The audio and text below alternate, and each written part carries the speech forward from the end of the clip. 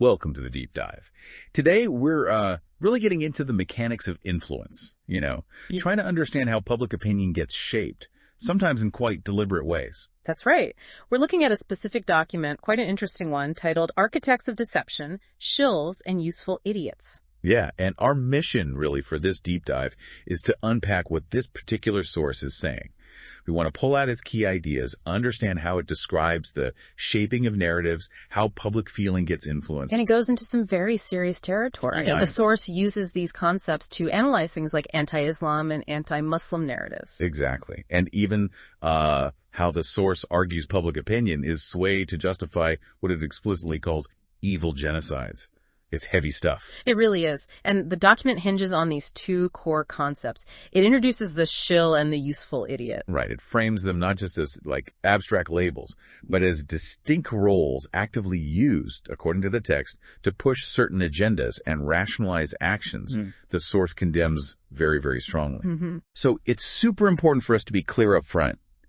And the source itself makes this point. We are only examining what this specific document presents. We're looking at how it describes these roles, these dynamics, these sensitive topics. Absolutely. We're not bringing in outside info. We're not taking sides on the viewpoints in the source. We're definitely not endorsing them. Our goal is simply to understand the description of these mechanisms of deception as laid out in this text.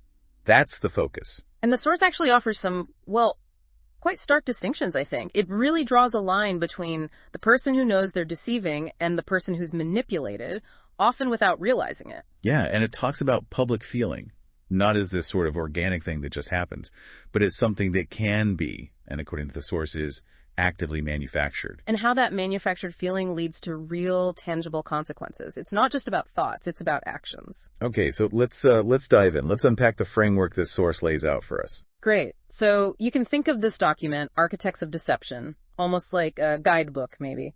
A field guide to recognizing different roles within propaganda systems or systems of psychological influence. Okay. It gives us a specific lens, a specific framework for looking at how information moves, how support for causes gets built up, often, behind the scenes. And the source is pretty specific about its focus areas, right?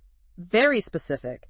It zooms in on how these roles, the shill, the useful idiot, are instrumentalized, particularly, as the document claims, by groups promoting anti-Islam or anti-Muslim ideologies. And then that really disturbing analysis of how these roles function in justifying what the source itself terms evil genocides. Exactly. The source's stated aim seems to be to help the reader, you, the listener, develop a kind of literacy for recognizing how narratives get built, how genuine movements might get co-opted, and how public opinion can, be engineered for potentially very harmful purposes. Right. So how are we going to structure this? How does the source guide us through this? Well, we'll follow the source's own structure. It makes sense, I think. First, we'll look at the knowing agent, the shill, as the source defines them. What are their characteristics? How do they operate? The conscious deceiver. Precisely. Then we'll shift to the manipulated individual, the useful idiot. And the source actually breaks this down into different types based on their level of awareness, which is interesting. Okay. Unwitting versus maybe not so unwitting. Kind of. We'll get into that distinction. And finally, the source pulls it all together. It analyzes why shaping public feeling is so critical, what the tangible impacts are, the real-world consequences it describes, and the psychological and sociological stuff, the mechanisms, it says, get triggered in people. Got it. So starting with the shill, the first key player in this landscape of deception, the document outlines. What's the absolute core characteristic, according to the source? The core thing, the absolute foundation, according to the source, is conscious intent. The shill is defined as someone who knows they are part of a deceptive act. They are fully aware they're promoting something, an idea, a product, a narrative, while hiding who they really are or who they're really working for. So they know they're putting on a front. Exactly. They are not what they seem, and they know it. That's fundamental. And the source makes a point of contrasting this immediately with the useful idiot, right? Right away. It emphasizes that the shill isn't just being used like a pawn. The source presents them as an active participant, an agent of the manipulation. They're in on the game. They know what they're doing. The source is very clear on that. They understand their role is to deceive. Okay. And the document seems to lay out a few key traits that together define this shill role. The first one is awareness. As you said, they know explicitly that they're part of a deception. No ignorance here. Correct. Second, the source talks about intent. Their goal isn't just sharing an opinion, it's specifically to mislead people. They deliberately pose as something they're not. Like what kind of poses? Oh, the source suggests things like pretending to be an ordinary customer leaving a rave review, or an independent expert giving unbiased analysis, or maybe just a regular citizen expressing spontaneous concern about an issue. But it's a performance, a calculated one. Okay. And the third trait is deception itself as their main activity. The source really hammers this point. The Shills' effectiveness hinges on hiding their true connections. Absolutely. Hiding financial ties, hiding who's actually paying them or directing them, hiding their deep ideological commitments if those aren't obvious. The source argues this concealment is vital for them to be believed. Right, because if you knew they were paid to say it, you'd react differently. Precisely. And the fourth point is motivation. The source is pretty blunt here. It says shills are almost always driven by some form of direct personal benefit. Not usually high-minded ideals, then. Generally not, according to this text. It points to things like money, straight-up payment, or maybe career advancement, getting ahead, or gaining status within a group, or getting other rewards tied to their ideology, or the group they're secretly serving. It's about what they get out of the deal. So putting it all together, the source is saying the Shills' power comes from that hidden hand, that false front. They exploit trust by seeming authentic or independent while actually pushing a hidden agenda for personal gain. That's the core idea presented. The source gives some general examples to make it clearer, like imagine someone paid to create a bunch of fake social media accounts, pretending to be different ordinary people, all pushing the same talking point or attacking critics of a certain product or policy. That's a shill operation, as described here. Or that example of someone planted in an audience at, say, a town hall meeting, instructed to clap loudly at certain points or ask a pre-scripted, tough question to the opponent. Yeah, exactly. Someone designed to steer the crowd's reaction without the crowd realizing it's staged. The source also mentions the idea of a journalist who presents as objective, but is consciously slanting stories to please a hidden benefactor or fit a specific political line, deliberately leaving out key facts. If they know they're doing it to deceive for that hidden party, the source says that's shilling. Correct. It's about that conscious deception and hidden allegiance. These examples are meant to show how shills manufacture the appearance of authenticity or organic support to make the message seem more credible than it is. Okay, so that's the general concept. But then the document applies this shill idea to those very specific, very sensitive areas we mentioned. Let's start with the source's analysis of how shills operate within anti-Islam or anti-Muslim ideologies. Right. This is a major focus of the document. One type of shill it identifies here are people it calls expert pundits. Okay, who are they? Sounds like typical news show guests. They often are. These are individuals presented in the media, TV, articles, online as objective authorities. Experts on Islam or Muslim culture or terrorism or geopolitics involving Muslim countries. But the source argues they're not what they seem. Exactly. The source claims that often these apparent experts are secretly funded by organizations or lobby groups that have a specific anti-Muslim agenda. The document goes into how they operate, consistently pushing biased narratives, often using fear-mongering language. How?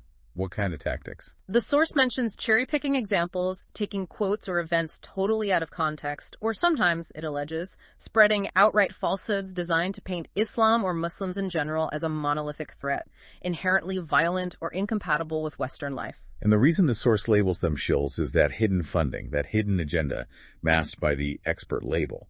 They look objective, but the source says they're paid mouthpieces for prejudice. That's the core argument in the text, yes. The concealed interest behind the facade of expertise. Okay, what else?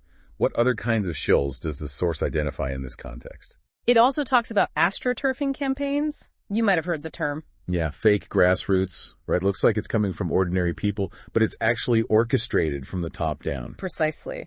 The document describes these as deliberate efforts by organizations to create this illusion of widespread public concern or opposition regarding Islam or Muslim communities. They might set up fake community groups online, run loads of automated or coordinated social media accounts, all posting similar messages. Organize protests that look spontaneous, but are actually funded and planned by a central group. Exactly. The source says they create deceptive content that mimics real user posts, maybe run websites that look like independent news, but are actually propaganda outlets. The key, stressed by the source, is masking the true origins, hiding the fact that it's organized, funded, and designed to manipulate public perception. And that deliberate creation of a false appearance of genuine public feeling is what makes it shill activity, according to this source. Correct. It's manufacturing consensus, or the appearance of it. Any other types? Yes, the source also points to disinformation propagandists. This is maybe the most blatant form. Yeah, what do they do? The document describes these as individuals or even entire teams who are explicitly hired to create and spread fake news. We're talking fabricated stories, doctored photos or videos, fake leaked documents, all designed for one purpose: to demonize Muslims. Oh, by linking them to terrorism falsely. Or Often, yes. Or portraying them as trying to impose Sharia law, or being inherently disloyal, or representing some kind of demographic threat. The source says the goal is to inject these toxic false narratives into the public conversation. usually through stuff that's shocking or emotional, designed to get shared widely. Exactly. Sensational content that bypasses critical thinking. The source labels them shills because they are, essentially, paid agents knowingly manufacturing and distributing lies to advance a specific, hostile, anti-Muslim agenda, often while pretending they're just sharing news or facts. Wow. Okay, so that's the application in the context of anti-Muslim ideologies. But then the source takes this framework and applies it to justifying genocide. Yeah. Which is incredibly chilling. It is. And the source argues the mechanisms are disturbingly similar, just scaled up and aimed at an even more horrific outcome. It provides examples of shills operating in this context, too. Such as? One key example is state-sponsored media figures. Think journalists, popular broadcasters, government spokespeople within a country committing or preparing for genocide. The source claims these figures are often under direct orders from the regime. Orders to do what? To craft and relentlessly repeat narratives that dehumanize the target population. The source details the methods, constantly framing the targeted group as an existential threat, maybe as traitors, vermin, disease carriers, terrorists, anything to strip them of their humanity in the eyes of the majority population. So laying the psychological groundwork, making violence seem acceptable, even necessary. That's precisely what the source argues. It says this dehumanization is a critical prerequisite for mass atrocities.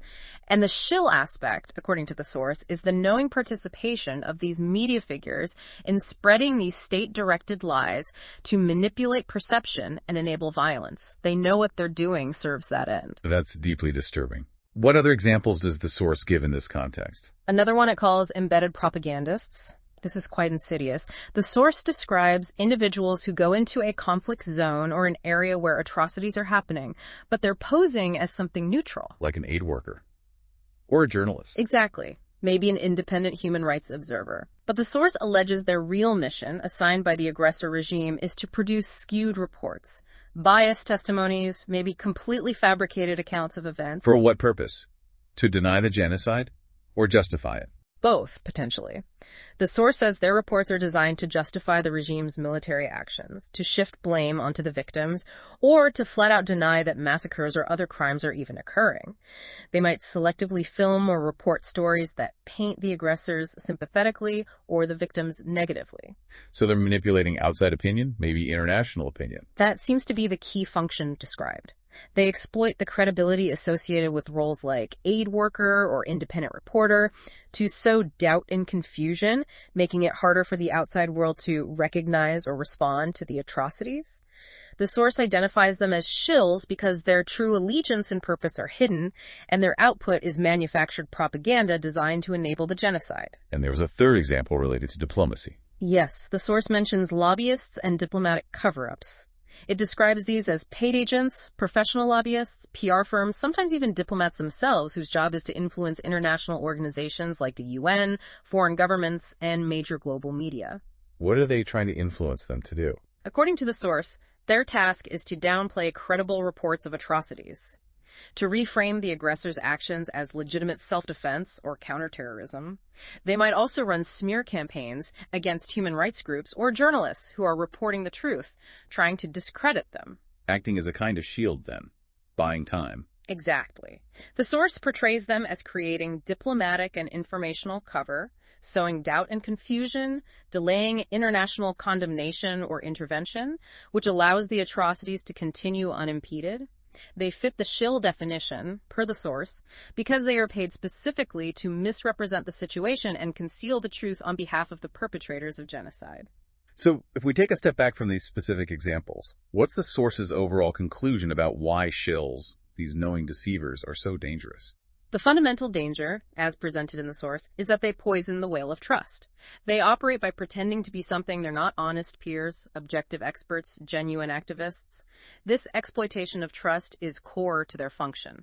And when people realize they've been duped, or even just suspect it, what happens then? The source argues it leads to widespread cynicism. People stop trusting institutions, they stop trusting media, they might even stop trusting each other.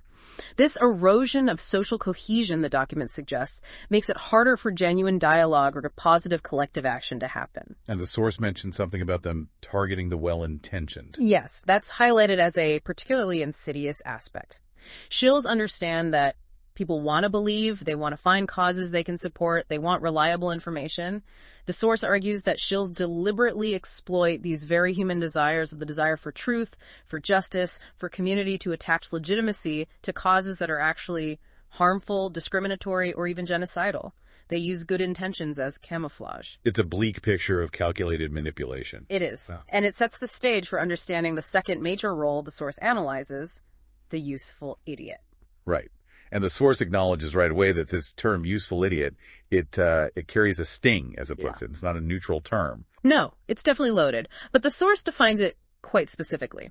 It describes a useful idiot as someone who, often out of genuine, sincere belief, promotes a cause, spreads a narrative, or takes actions that ultimately serve a hidden, often darker agenda that they themselves don't fully grasp or control. So they're being used, essentially, Yeah. but they don't necessarily know it. That's the core idea for at least one type. And the source is careful to clarify the idiot part. It says it's not about intelligence level. It's about a lack of critical awareness regarding the true nature or the ultimate goals of the thing they're supporting. They are useful to the manipulators because their actions help advance the agenda, even though they lack that deeper understanding. And you mentioned there's a spectrum here. Not all useful idiots are the same in the source's view. Correct. The document distinguishes between different types based primarily on their level of awareness and complicity.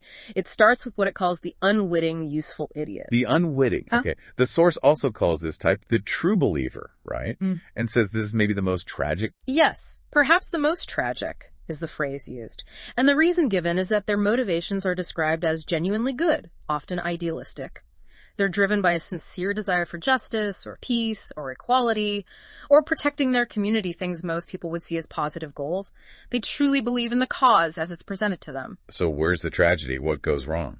The tragedy, according to the source's analysis, is that these genuinely motivated individuals become unwitting tools, pawns for actors who absolutely do not share their noble goals. Their idealism, their passion, their sincere conviction is, the source argues, essentially hijacked and weaponized to serve an agenda that might be completely opposed to their own values, if they only knew. Okay, so what are the defining characteristics of this unwitting type, according to the source? The source lays out a few key things. First, they act from genuine, sincere conviction. They really believe in what they're doing. Second, they usually lack access to the full picture, the key information that would reveal the hidden agenda.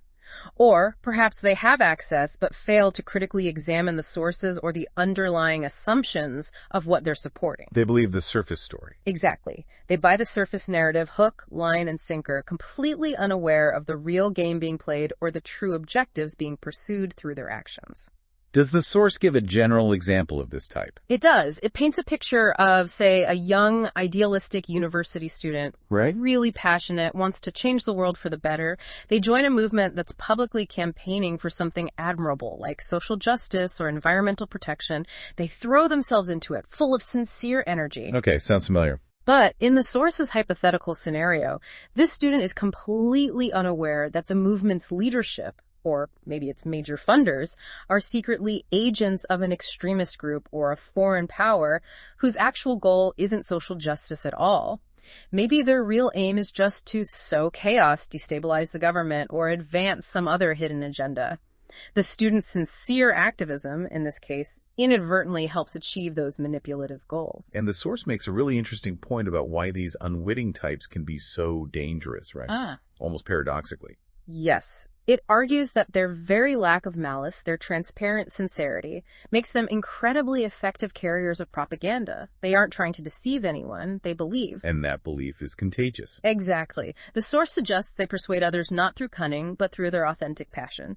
People see their genuineness and are more likely to trust the message, especially if they already lean in that direction or are looking for something to believe in. They become highly convincing vectors for the manipulator's narrative, precisely because they're unwitting. Okay, so let's see how the source applies this idea of the unwitting, useful idiot to those specific contexts again, starting with anti-Islam, anti-Muslim ideologies. Right. Here, the source gives the example of misguided activists. These are people who genuinely believe they are championing important values, human rights, women's rights, secularism, free speech, noble goals. But the source argues they are unknowingly repeating and amplifying talking points, narratives, even outright disinformation that originates from organized anti-Muslim hate groups or ideologues. How would that happen? Well, the source suggests they might share inflammatory articles or memes on social media that seem to support free speech but actually contain harmful stereotypes about Muslims. Or they might attend a rally billed as defending Western values, but which is really organized by known Islamophobes. They might sign petitions based on misleading statistics about Muslim communities. And they do all this thinking they're doing the right thing. That's the crucial point, according to the source. They truly believe they are fighting for a just cause.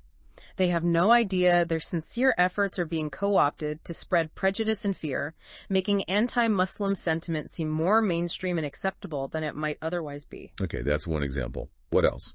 Another example the source provides is fearful citizens.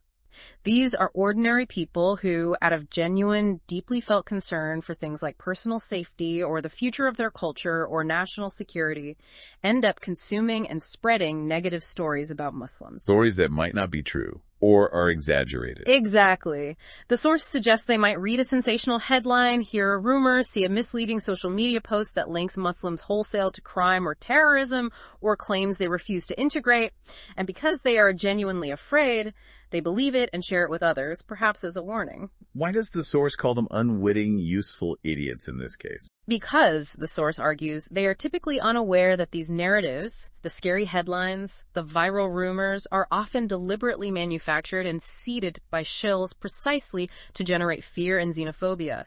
Their real fear is being exploited by those with an agenda to promote hatred. Their genuine concern becomes fuel for the fire of prejudice. Okay.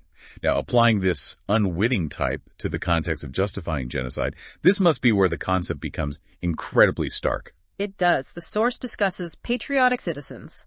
These are described as regular people in a country whose government is engaged in or planning genocide. Driven by genuine feelings of patriotism, national pride, maybe a strong belief in their government's righteousness, they fully accept the official reasons given for aggressive actions against a targeted minority group. So they believe the government propaganda. Wholeheartedly, according to the source. They might repeat the official slogans, share government-produced news reports without question, maybe even volunteer for the war effort or related civil defense programs. They are acting out of what they genuinely believe is loyalty and duty to their nation. And the source sees this as unwitting, useful idiocy because the source argues, their sincere patriotism and trust are being manipulated to gain public support, or at least acquiescence, for horrific actions whose true nature, the systematic extermination or persecution, they don't fully grasp or perhaps refuse to see. Their genuine love for their country is twisted into support for atrocity. Are there other examples in the genocide context? Yes, the source also mentions naive commentators. This refers to public figures, maybe academics, journalists, even celebrities who are generally well-meaning but lack a deep understanding of the specific historical context or the facts on the ground in a genocidal situation. And how do they inadvertently help? The source suggests they might, for instance, publicly advocate for a false equivalence, saying both sides are committing wrongs, when in reality one side is perpetrating genocide and the other is the victim. Or they might overemphasize the complexity of the situation in a way that muddies the waters and dilutes condemnation of the perpetrators. They're not necessarily malicious, but their lack of insight is harmful. That's the argument. Their pronouncements, because they come from seemingly credible figures, can inadvertently legitimize the aggressor's narrative or make it harder for the public to achieve moral clarity. They become useful, though unwitting, in confusing the issue and potentially delaying effective action, according to the source's analysis. Okay, so that covers the unwitting end of the spectrum. But the source says there's another type. More complex. Yes, it introduces the willing or semi-witting useful idiot. This type is labeled the rationalizer. Willing or semi-witting. That sounds different. They have some idea they're being used. That's the key distinction the source draws. This individual isn't entirely in the dark. They might suspect, or even partially understand, that the cause they're backing or the narrative they're pushing serves a hidden agenda that might be ethically questionable or problematic. But they go along with it anyway. Yes. Crucially, they choose to accept this ambiguity. They find ways to rationalize their involvement. What kind of rationalizations does the source mention? Things like telling themselves the ends justify the means, or it's a necessary evil to achieve a greater good. Maybe they think politics is dirty, everyone does this kind of thing. Or perhaps their loyalty to their group, their party, their cause becomes more important than sticking to strict ethical principles or objective truth. So what are the characteristics of this willing type? According to the source, first, they possess at least some awareness, maybe a nagging feeling or partial knowledge, that manipulation or a hidden agenda is at play. Second, they actively rationalize their participation or deliberately ignore red flags and evidence that contradicts the narrative they support. Third, their motivation is often a mix. It might include some genuine ideological sympathy, but it's heavily influenced by social incentives. Like wanting to fit in. Right. Or fear of being kicked out of the group. Exactly. The desire for acceptance, the comfort of groupthink, fear of ostracization, protecting their career or social standing, these play a big role, according to the source. Does the source offer general examples here too? It does. Consider, for instance, a journalist who isn't directly paid like a shill, but they know their network or their audience expects a certain ideological slant.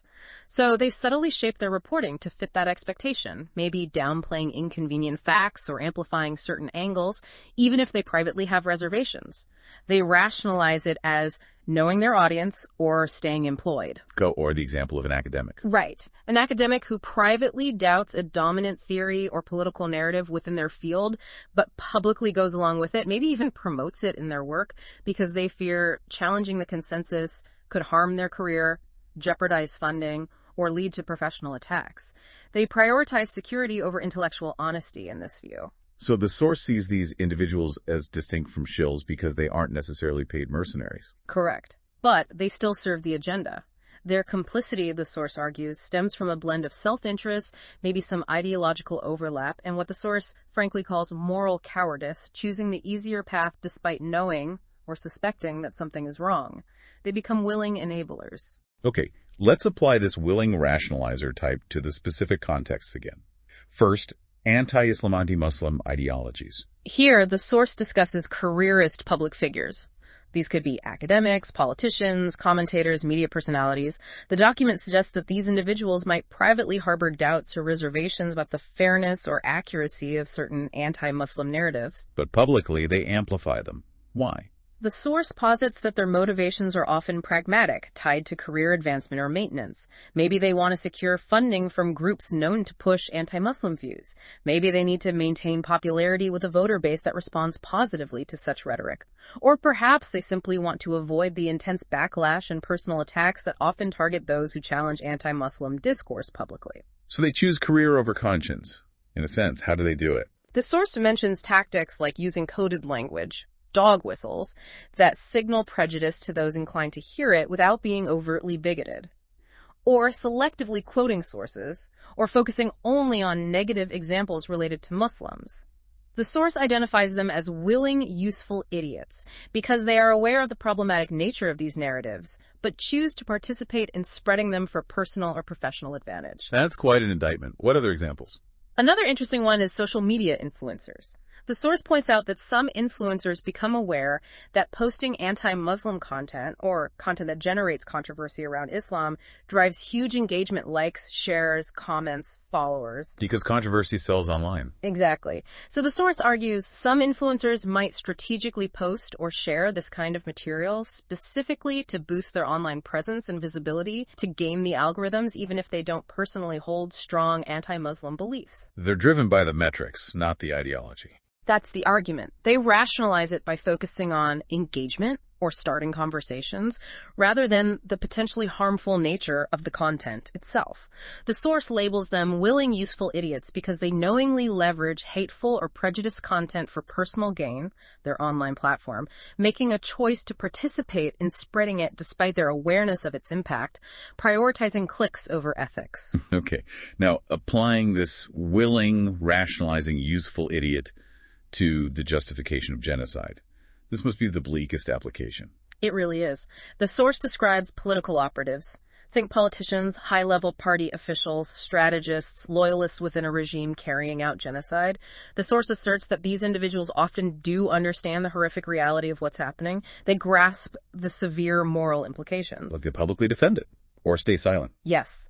They publicly endorse the campaign, defend the regime's actions, parrot the official justifications, or maintain a strategic silence that amounts to complicity. Why would they do that if they understand the horror? The source points to motivations like protecting their own political careers, consolidating power, maintaining their position within the ruling elite, or simply staying on the right side of a ruthless regime.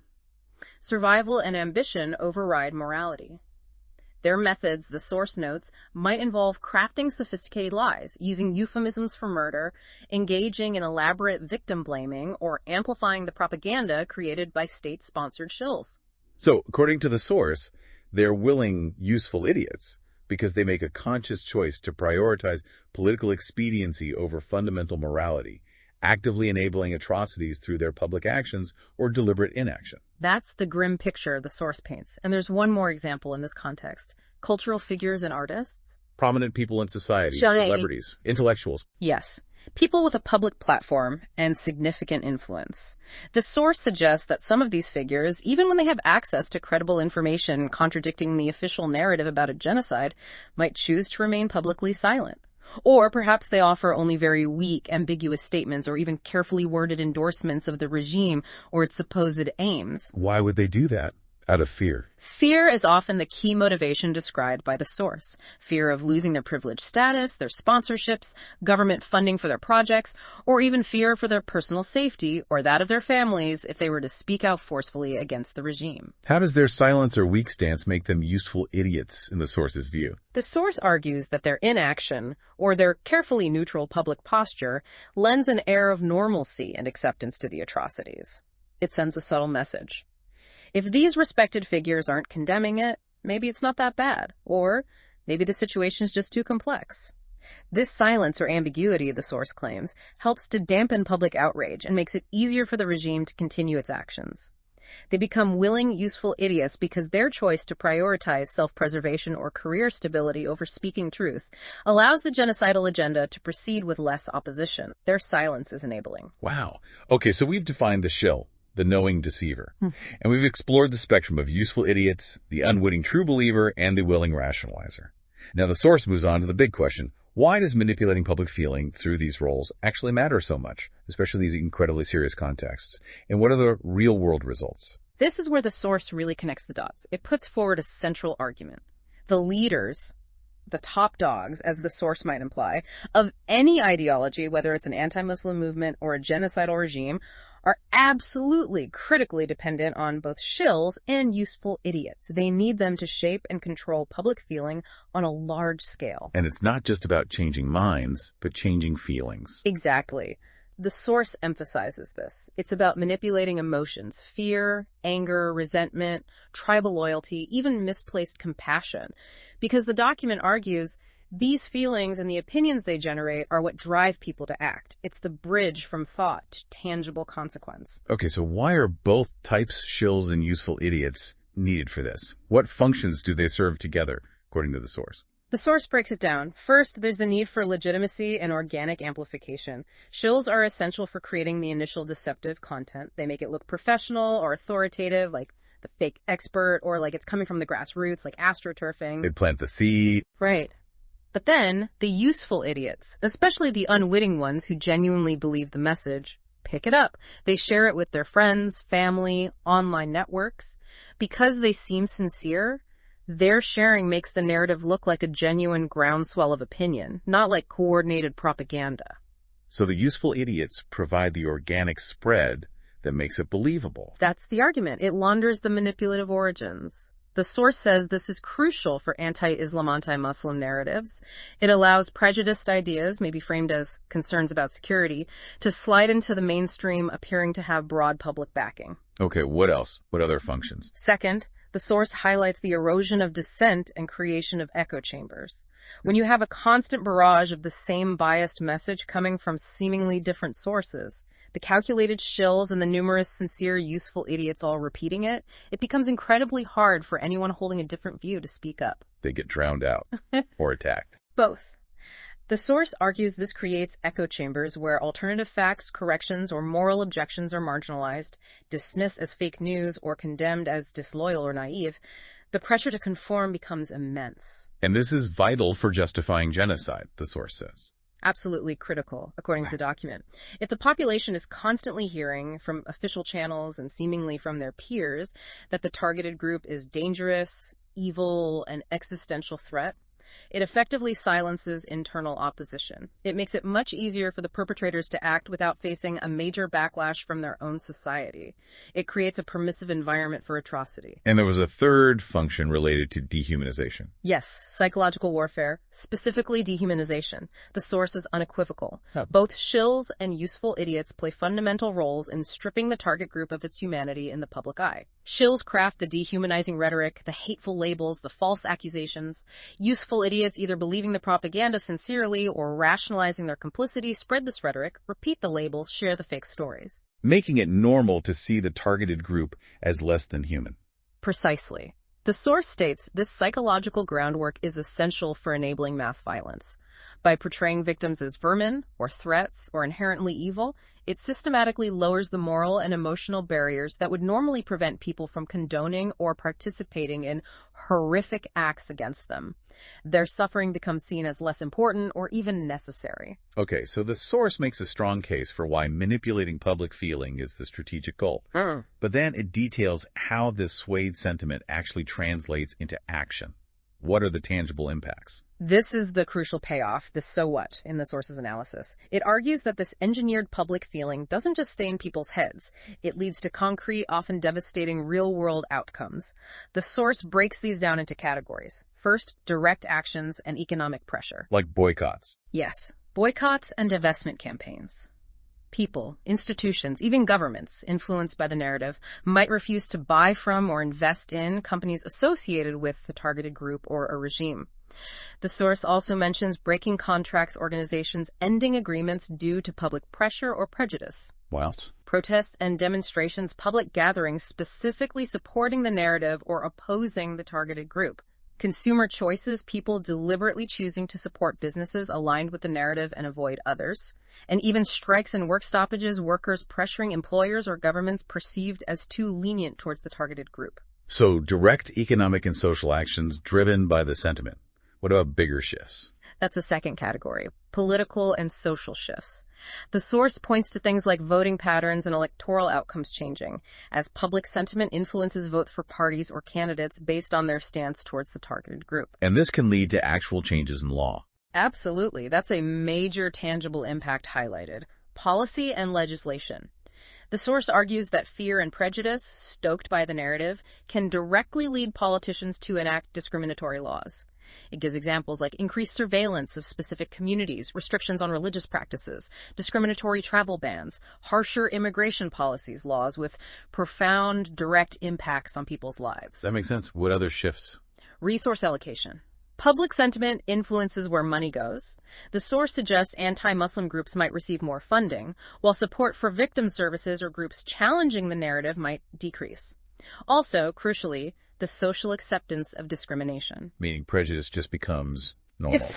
When a group is constantly viewed with suspicion, the source says everyday discrimination becomes normalized. This can manifest as increased hate crimes, workplace bias, social shunning, a general atmosphere of hostility, and a chilling effect where people from the targeted group feel unsafe or unwelcome. The source also mentioned pressure on institutions. Right. Public pressure on institutions like schools, universities, businesses, media.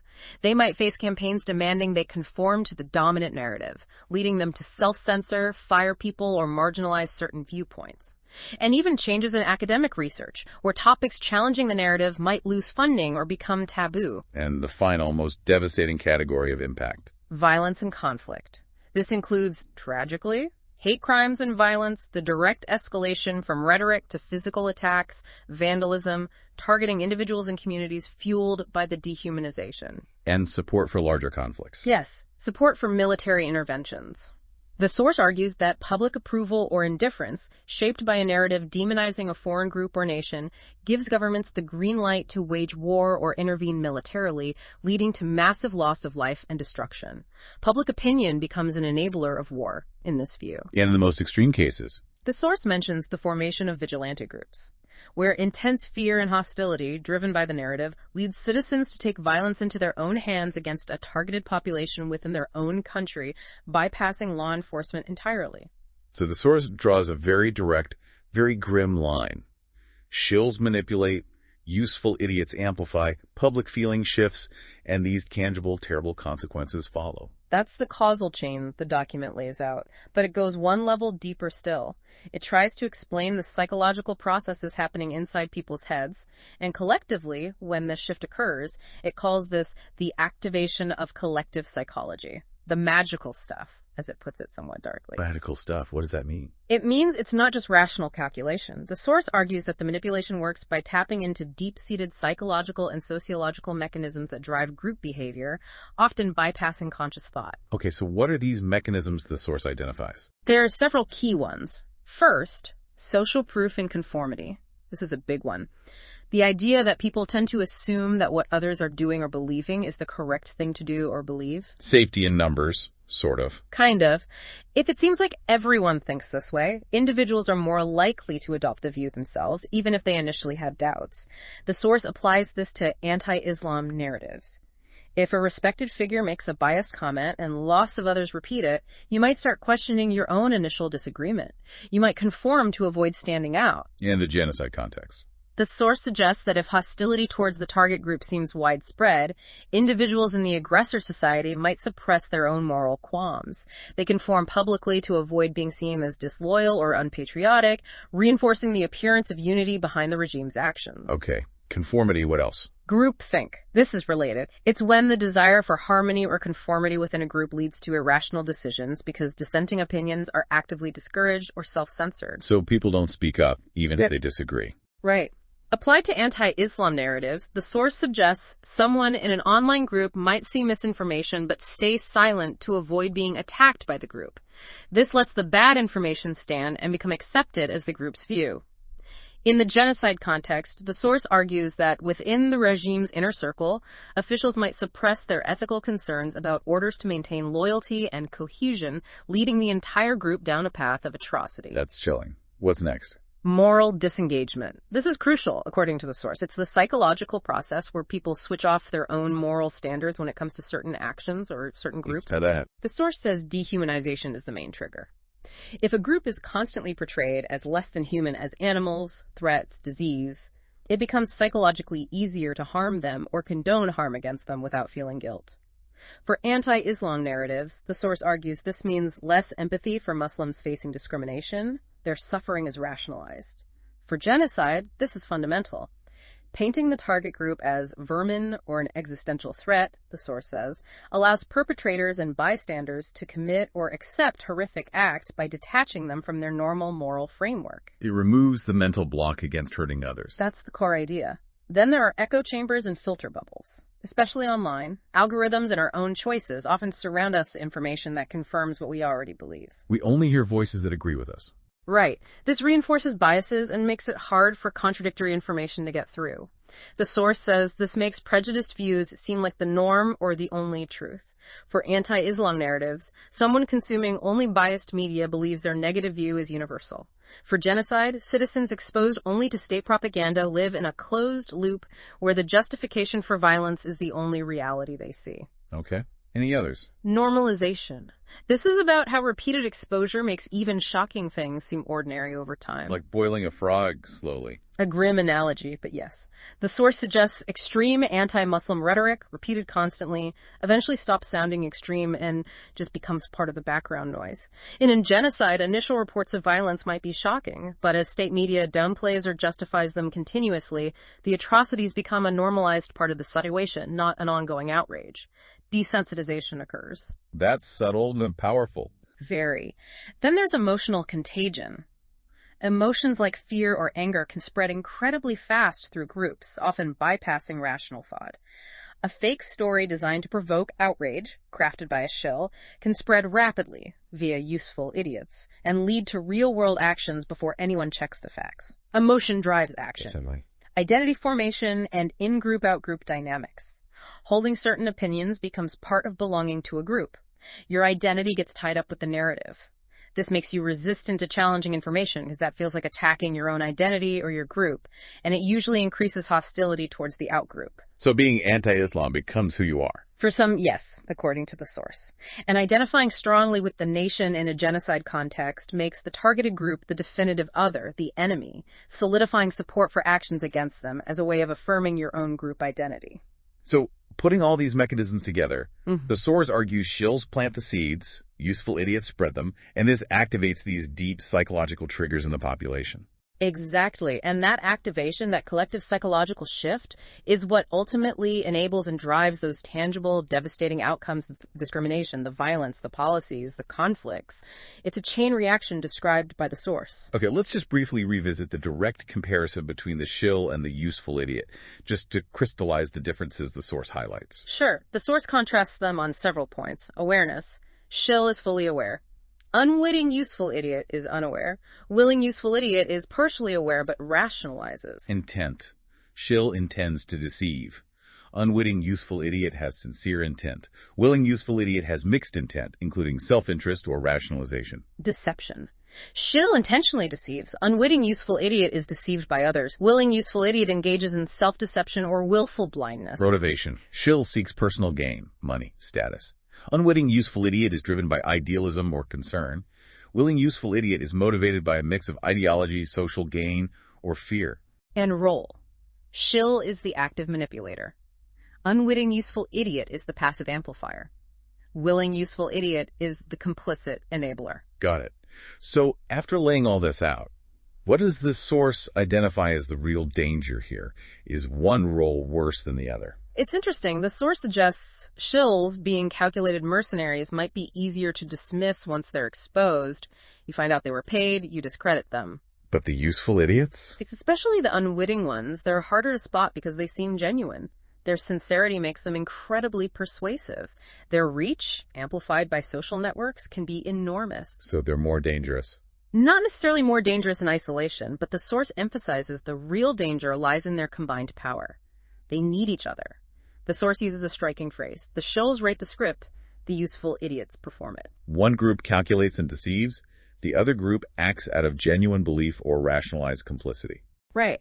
And the source concludes that in these specific horrific contexts, propagating anti-Muslim hatred, justifying genocide, this combined force is immensely powerful and destructive in shaping public feeling. So the shill builds the framework of lies and hate. And the useful idiot provides the essential human face, the sincerity, the numbers, the organic spread that takes a potentially fringe or malicious idea and makes it feel mainstream, normal, acceptable. And that manufactured public acceptance, the source argues, is what ultimately allows the devastating real-world impacts to happen. That's the final connection the source makes. The entire system, shill and useful idiot working together, creates the climate for harm. So bringing this all home, what does this analysis from Architects of Deception mean for you listening to this? How does this source suggest this understanding is useful?